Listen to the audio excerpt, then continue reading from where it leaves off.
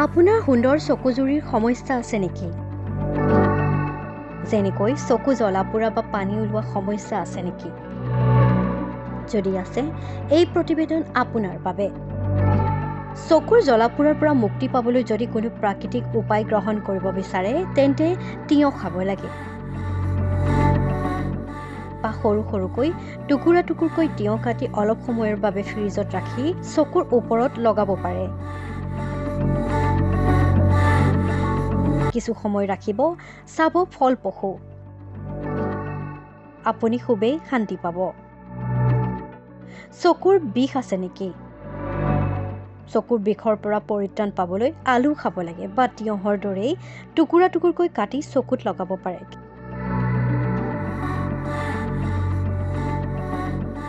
কিছু সময় ৰখাৰ পিছত আলুৰ টুকুৰাবোৰ আঁতৰাই চাব, পৰিষ্কাৰ লাগিব।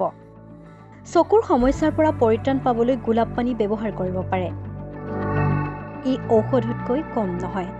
চকুত তৎক্ষণাত সকাহ দিয়াত ফলপ্ৰসূ বুলি প্ৰমাণিত হয়। জ্বলা-পোৰা আঁতৰাবলৈ পুৱা গধূলি আপুনি গোলাপৰ পানী দিব পাৰে।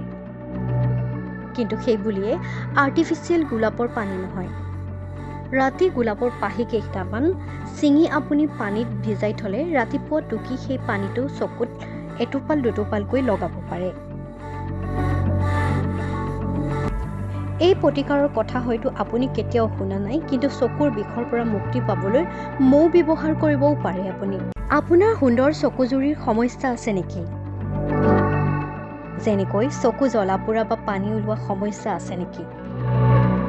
যদি আছে, এই প্ৰতিবেদন আপোনাৰ বাবে। চকুৰ জ্বলা-পোৰাৰ পৰা মুক্তি পাবলৈ যদি কোনো প্ৰাকৃতিক উপায় গ্ৰহণ কৰিব বিচাৰে, তেন্তে তিয়ঁহ খাব লাগে। বা সৰু সৰুকৈ টুকুৰা-টুকুৰকৈ তিয়ঁহ কাটি অলপ সময়ৰ বাবে ফ্ৰিজত ৰাখি চকুৰ ওপৰত লগাব পাৰে। কিছু সময় ৰাখিব, চাব ফলপ্ৰসূ। আপুনি খুবেই শান্তি পাব। চকুৰ বিষ আছে নেকি?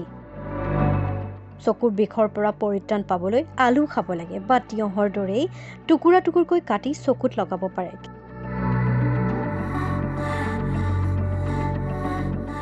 কিছু সময় ৰখাৰ পিছত আলুৰ টুকুৰাবোৰ আঁতৰাই চাব, পৰিষ্কাৰ লাগিব। চকুৰ সমস্যাৰ পৰা পৰিত্ৰাণ পাবলৈ গোলাপ পানী ব্যৱহাৰ কৰিব পাৰে। ই ঔষধতকৈ কম নহয়। চকুত তৎক্ষণাত সকাহ দিয়াত ফলপ্ৰসূ বুলি প্ৰমাণিত হয়। জ্বলা-পোৰা আঁতৰাবলৈ পুৱা গধূলি আপুনি গোলাপৰ পানী দিব পাৰে।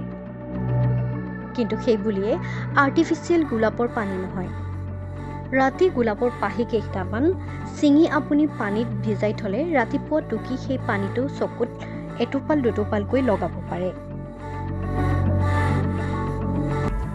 এই প্ৰতিকাৰৰ কথা হয়তো আপুনি কেতিয়াও শুনা নাই, কিন্তু চকুৰ বিষৰ পৰা মুক্তি পাবলৈ মৌ ব্যৱহাৰ কৰিবও পাৰে আপুনি।